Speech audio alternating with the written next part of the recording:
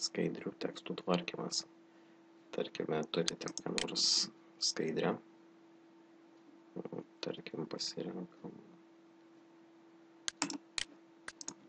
skaidrės pavadinimas.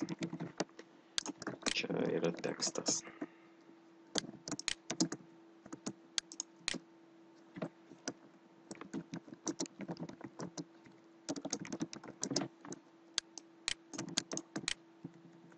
Galite užpildyti skaidrę tekstu.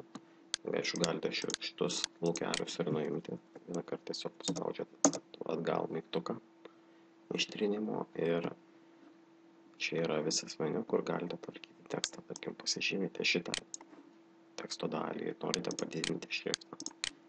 Pasižymite šitą dalį, norite sumažinti šriftą. Pavyzdžiui, šita dalis, kad būtų paryškintas tekstas. Šita dalis pasvėręs.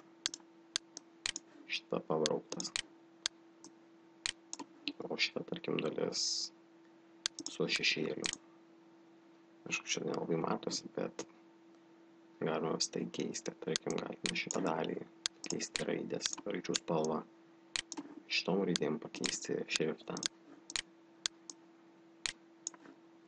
Šitai daliai, tarkim, gali padaryti, kad tekstas,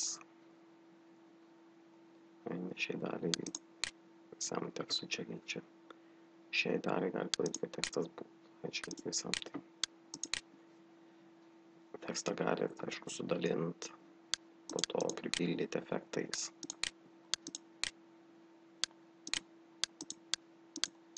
Galite, aišku, ir uždėti 3D efektų, kad tekstas būtų vaizduojamas